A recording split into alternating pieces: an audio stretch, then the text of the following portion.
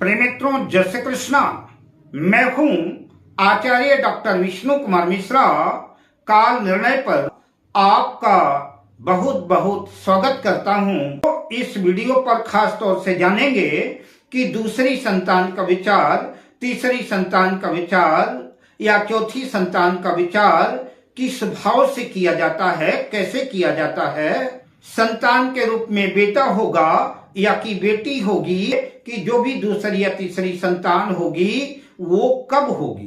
पर मैं विषय क्रम में आगे बढ़ूं उससे पहले आपसे आग्रह, अगर आपने अभी तक हमारे इस चैनल को सब्सक्राइब नहीं किया है तो प्लीज चैनल को सब्सक्राइब करें, साथ ही नोटिफिकेशन बेल को भी प्रेस कर लें। अगर आप अपनी या अपनों की जन्म कुंडली का बृहद प्रेडिक्शन कराना चाहते हैं, विश्लेषण कराना चाहते हैं, या हमसे किसी भी किस्म का ज्योतिषी परामर्श प्राप्त करना चाहते हैं, अथवा उत्तम क्वालिटी के रियल राशि रत्न आदि प्राप्त करना चाहते हैं, तो आप स्क्रीन पर फ्लैश हो रहे नंबरों पर हमसे संपर्क कर सकते हैं। आज हम इसी संदर्भ में चर्चा करेंगे कि दूसरी या तीसरी संतान का विचार कहां से करते हैं, किस भाव से करते हैं। पंचम भाव संतान का भाव है, पर पंचम भाव से पहली संतान का विचार करना चाहिए, यही उचित है।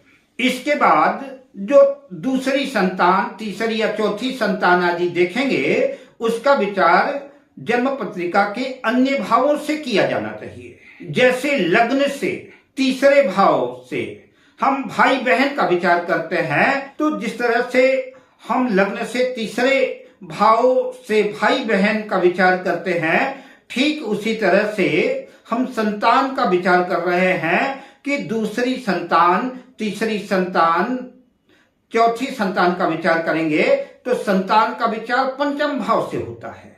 तो पंचम भाव की प्रतिलिपि, पंचम भाव की फोटोकॉपी या पंचम भाव से जो पहली संतान होगी उसके भाई बहन, तो हम पंचम भाव से तीसरे भाव को देखेंगे। तो पंचम भाव से तीसरा भाव कौन सा है? यह जन्म पत्रिका का सप्तम भाव, यह पंचम भाव से तीसरा भाव हुआ। तो इस सप्तम भाव से हम दूसरी संतान का विचार करेंगे। तीसरी संतान का विचार सप्तम भाव से तीसरे भाव पर फिर से जाएंगे। 1, 2, 3 जन्म पत्रिका का यह नवम भाव, भाग्य भाव। तो जन्म पत्रिका के नवम भाव से हम तीसरी संतान का विचार करेंगे। चौथी संतान तो ज्यादातर अब लोग आज के युग में नहीं चाहते, लेकिन चौथी संतान का भी विचार करना है तो नवम भाव से तीसरे भाव में गिनेंगे तो यह एकादश लाभ भाव आएगा। तो इस एकादश लाभ भाव से चौथी संतान का विचार करेंगे। जिन लोगों को ज्योतिष का ज्यादा ज्ञान नहीं है किंतु ज्योतिष के जिज्ञासु हैं, ज्योतिष में रुचि है या ज्योतिष सीखना चाहते हैं, उनको मैं बताता चलूं, सूर्य, मंगल, बृहस्पति और राहु ये पुरुष ग्रह हैं। ज्योतिष में सूर्य, मंगल, गुरु और राहु को पुरुष ग्रह माना गया है। चंद्र और शुक्र को स्त्री कारक ग्रह माना गया है, स्त्रीलिंग माना गया है। शनि और बुध को नपुंसक ग्रह माना गया है। तो अगर इस पंचम भाव में सूर्य, मंगल या बृहस्पति अपनी उच्च राशि में, अपनी स्वराशि में स्थित होते हैं, या कि सूर्य और मंगल या बृहस्पति एकादश लाभ भाव में बैठे हैं, तो अपनी सप्तम दृष्टि से पंचम भाव को देखेंगे, पंचम भाव को प्रभावित करेंगे। तो ऐसी स्थिति में सूर्य, मंगल, बृहस्पति पंचम भाव में है या कि एकादश लाभ भाव में है, तो जातक को पुत्र रत्न की प्राप्ति होगी। ऐसे लोगों के घर बेटा पैदा होगा, पुरुष संतान होगी। गुरु, मंगल और शनि की कुछ विशिष्ट दृष्टियां भी हैं। गुरु अगर लग्न में होगा तो पंचम दृष्टि से पंचम भाव को देखेगा। गुरु अगर भाग्य भाव में स्थित है, नवम भाव में स्थित है, तो अपनी नवमी दृष्टि से पंचम भाव को देखेगा। तो इस कंडीशन में भी पहला पुत्र जो है बेटे के रूप में होगा, पहली संतान पुत्र होगी। अगर मंगल दूसरे भाव में स्थित होगा तो अपनी चौथी दृष्टि से पंचम भाव को देखेगा। मंगल अगर दसम भाव में स्थित होगा तो अपनी आठवीं दृष्टि से पंचम भाव को देखेगा।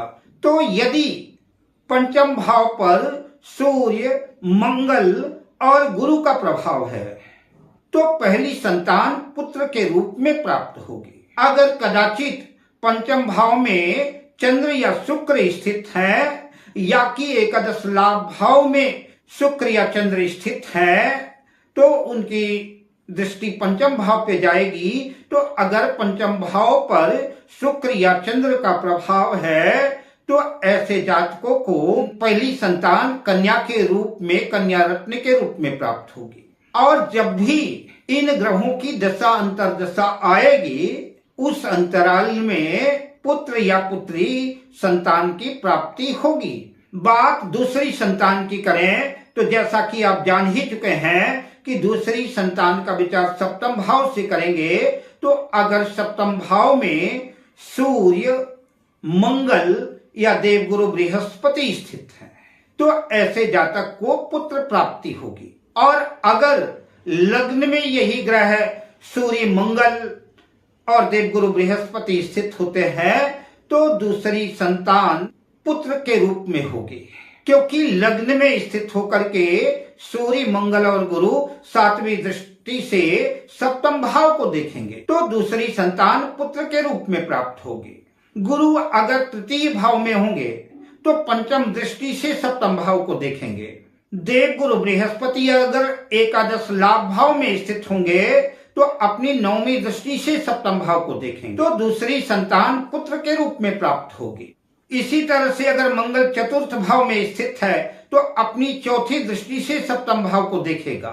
और अगर मंगल व्यय भाव, बढ़ावे भाव में स्थित होगा तो आठवीं दृष्टि से सप्तम भाव को देखेगा। तो ऐसी स्थिति में भी ऐसे जातकों को पुत्र रत्न की प्राप्ति, जो भी ग्रह प्रभावित होगा, सूर्य, मंगल, गुरु, इनकी दशा अंतर्दशा में पुत्र रत्न की प्राप्ति होगी।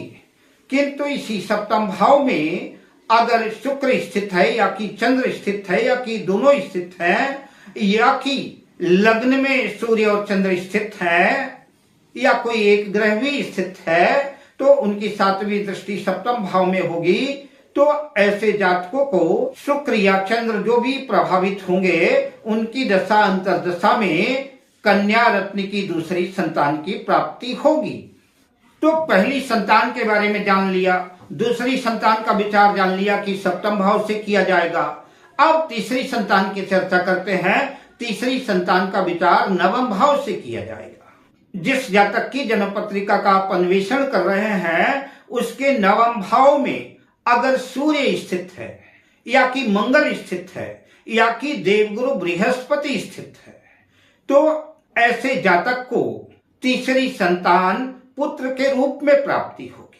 वहीं अगर जन्म पत्रिका के तृतीय भाव में ये तीनों ग्रह स्थित हैं, सूर्य, मंगल और देवगुरु बृहस्पति, तो उनकी सप्तम दृष्टि नवम भाव पर जाएगी तो भी जो है तीसरी संतान, इनकी दशा अंतर्दशा में तीसरी संतान पुत्र के रूप में प्राप्ति होगी। इसी तरह से अगर देवगुरु बृहस्पति लग्न में स्थित होगा तो लग्न में स्थित होकर के अपनी नौवीं दृष्टि से नवम भाव को देखेगा या कि देवगुरु बृहस्पति पंचम भाव में स्थित होंगे तो पंचम भाव में स्थित होकर के अपनी पंचम दृष्टि से नवम भाव को देखेंगे तो भी जो गुरु की दशा अंतर्दशा में तीसरी संतान पुत्र के रूप में प्राप्त होगी। बात मंगल की करें तो मंगल अगर जन्म पत्रिका के छठे भाव में स्थित हैं तो छठे भाव में स्थित होकर के मंगल अपनी चौथी दृष्टि से नवम भाव को देखेंगे। मंगल अगर जन्म पत्रिका के द्वितीय भाव में स्थित होते हैं तो अपनी आठवीं दृष्टि से नवम भाव को देखेंगे। तो ऐसी स्थिति में भी जातक को तीसरी संतान पुत्र के रूप में प्राप्त होगी।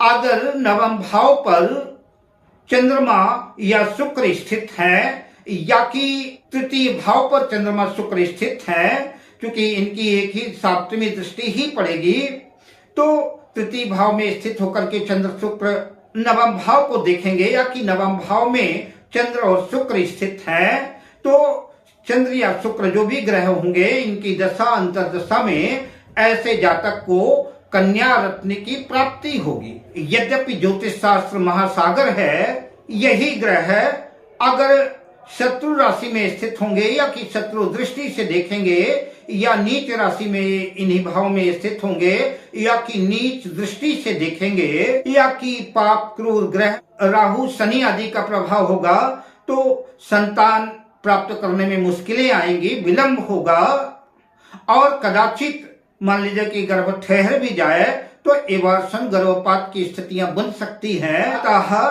जन्म पत्रिका का विश्लेषण करते वक्त अगर बात समझ में ना आए तो बेहतर तो ये होगा कि किसी योग्य ज्योतिषी से परामर्श लें, तो ये अत्यंत बेहतर होगा।